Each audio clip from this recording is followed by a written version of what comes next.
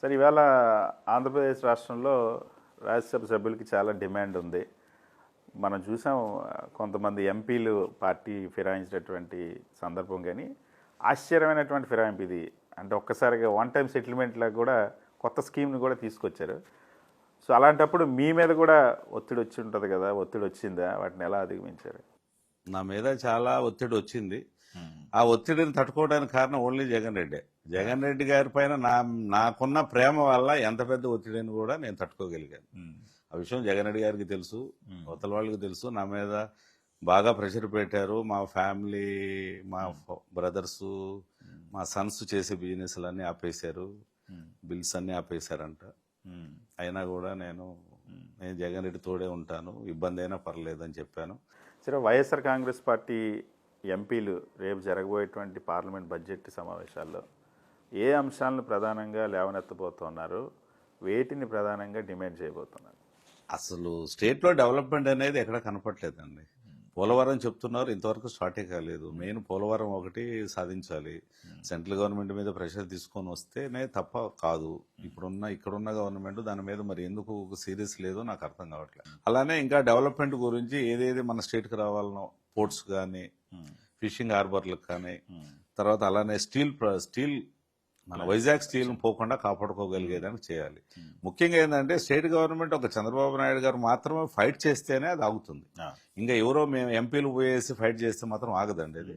ఇక్కడ గవర్నమెంట్ వెళ్ళాలి, వారు ఎన్డీఏ కూటమిలో ఉన్నారు, వారు వెళ్ళి మోడీ గారిని వెళ్ళి రిక్వెస్ట్ చేసుకుంటే, అవసరమైతే స్టేట్ గవర్నమెంట్ అయినా దాన్ని టేకప్ చేసుకొని చేయగలిగితే అది సేవ్ అవుతుంది. దానికి మైనింగ్, ఐరన్ ఓర్ మైనింగ్ కానీ అప్పచెప్పి దాన్ని ఒక స్ట్రీమ్ లైన్ చేయగలిగితే అది సేవ్ అవుతుంది. అది ఒక్క ఎన్డీఏ కూటమిలో చంద్రబాబు నాయుడు గారు ఉన్నారు కాబట్టి వారు ఫైట్ చేయాలి.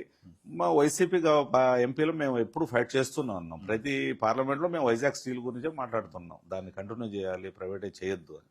సార్, వైజాగ్ స్టీల్ ప్లాంట్ విషయంలో అయినా, రైల్వే జోన్కి కేకే లైన్ ఇవ్వకపోవడం అయినా, స్పెషల్ స్టేటస్ గురించి అయినా, బ్యాక్వర్డ్ ఏరియాస్ ఫండ్స్ అయినా, ఇవేవి ఎందుకు తెలుగుదేశం పార్టీ ఎంపీలు, ఎన్డీఏ ఎంపీలు సాధించడంలో ఫెయిల్ అవుతున్నారు? కారణం ఏంటంటారు? వారు ఈ విషయాలపైన కాన్సన్ట్రేట్ చేయట్లేదు. వారు ముఖమ్మడిగా చంద్రబాబు నాయుడు గారు, ఎంపీలు అందరూ కలిసి, ప్రైమ్ మినిస్టర్ గారిని కలిసి, ఫైనాన్స్ మినిస్టర్ గారిని కలిసి ఇవన్నీ సక్సెస్ అవుతాయండి. ఏది కానిది లేదు. మన స్టేట్కు బీహార్ మాదిరిగా, యూపీ మాదిరిగా, గుజరాత్ లెక్క వాళ్ళు ఫైట్ చేసి తీసుకెళ్తున్నారు. ఈవెన్ తమిళనాడు వాళ్ళు కానీ ఫైట్ చేసి తీసుకెళ్తున్నారు. కానీ మనకు ఆ ఫైట్ కావట్లే. ఎందుకంటే వారు కొద్దిగా భయపడుతున్నట్టు అనిపిస్తుంది. ఎందుకంటే గతంలో వారికి 17-18లో వారు దూరం అయ్యారు కదా. అందువల్ల ఏంటంటే మళ్ళా అటువంటి ఇది రిఫ్ట్ రాకూడదని ఉద్దేశం అనుకుంటున్నాను. సరే, యాక్చువల్ చాలా కాలం కేంద్రంలో భాగస్వామి అయ్యేటువంటి అవకాశం చంద్రబాబు గారికి వచ్చింది. లాస్ట్ టైం 4 years ఉన్నారు, ఇప్పుడు మళ్ళీ 2 years ఉన్నారు. అయినా మన రాష్ట్రానికి రావాల్సినవి ఎందుకు సాధించలేకపోతున్నారు? లాస్ట్ గవర్నమెంట్లో వారు కలిసి ఉండటం 2.5 years కూడా ఉన్నట్టున్నారండి. అప్పుడు కూడా సరిగా ఇవ్వలేదండి. యాక్చువల్గా 2.5 yearsలో కూడా అంత అనుకున్నది ఏం సాధించలేకపోయారు.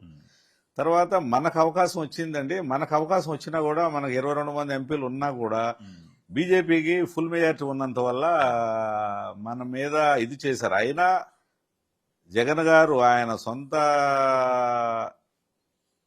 అభిప్రాయ ప్రకారం వారు పర్సనల్గా మోడీ గారితో కానీ, అమిత్ షా గారితో కానీ, ఫైనాన్స్ మంత్రి గారితో కానీ కలవటము, రిక్వెస్ట్ చేసుకోవటము, స్టేట్కు తేగలిగారు, దాన్ని కొంత సాధించారు.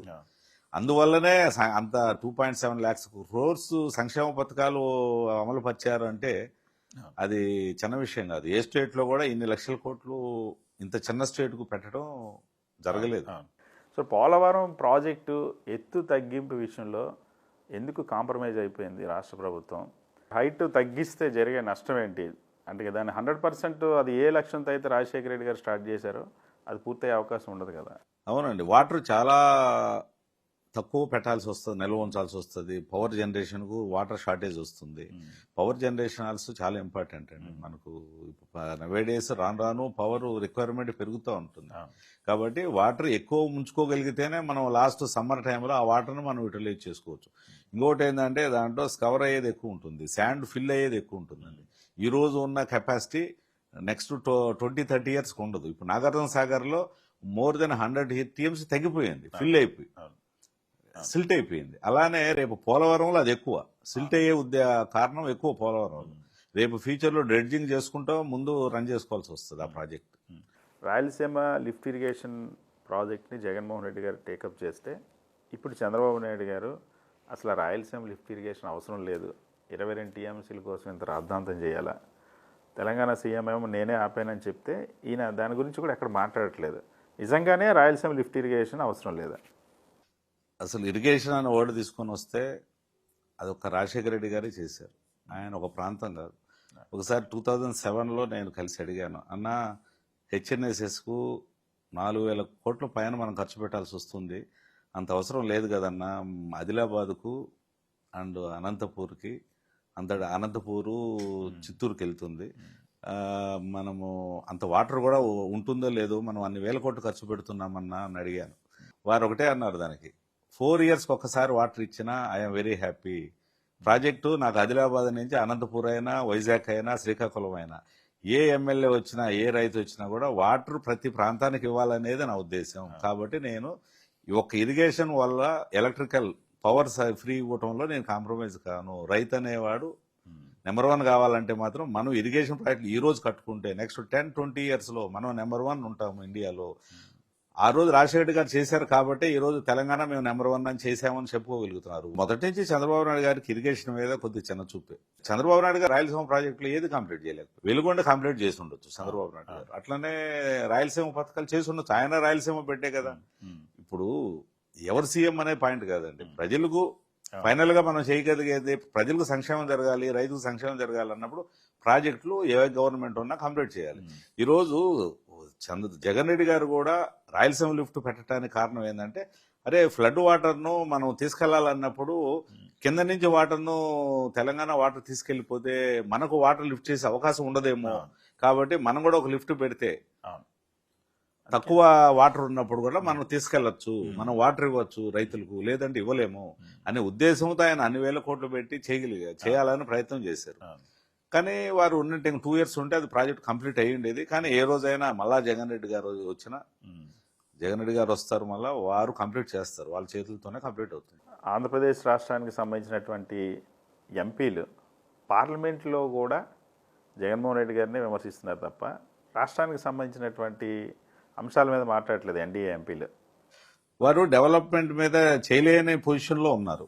వారు అడిగినా వాళ్ళకి అక్కడ ఆ గుర్తింపు లేదు, వారికి ఏది అడిగినా పనులు జరగట్లేదు. దానివల్ల ఇప్పుడు ఏం చేయాలి, వాళ్ళు ఆల్టర్నేటివ్ లేదు, ఓన్లీ జగన్ రెడ్డి గారిని బ్లేమ్ చేయాలి. జగన్ రెడ్డి గారిని ఎంతసేపు ప్రజలకు నెగిటివ్ గా చూపించాలనే ప్రయత్నంలోనే ఉన్నారు. ఎంతసేపు గత గవర్నమెంట్ 1.5 ఇయర్ తర్వాత కూడా గత గవర్నమెంట్ గురించే మాట్లాడుతున్నారు. కానీ జగన్మోహన్ రెడ్డి గారు 5 ఏళ్ల పాటు విధ్వంసం చేశారు, అందువల్లే ఈరోజు రాష్ట్రం డెవలప్ జరగటం లేదు, ఈరోజు మేమేమీ చేయలేకపోతున్నాం, అది జగన్మోహన్ రెడ్డి చేసిన విధ్వంసం వల్ల అని చెప్తున్నారు చంద్రబాబు నాయుడు. విధ్వంసం అని ప్రచారం చేస్తున్నారు, ఒక్క విధ్వంసం చూపించమనండి. జగన్ రెడ్డి గారి వల్ల ఈ నష్టం జరిగింది మన రాష్ట్రానికి, ఒక్కటి చూపించమనండి. విధ్వంసం అని చెప్తున్నారు అంతే, అధికారులకు కూడా ఆయన అదే చెప్తున్నారు. ఏది ఒక్క విధ్వంసం ఒక్కటి చూపించమనండి, లేదండి, తప్పది.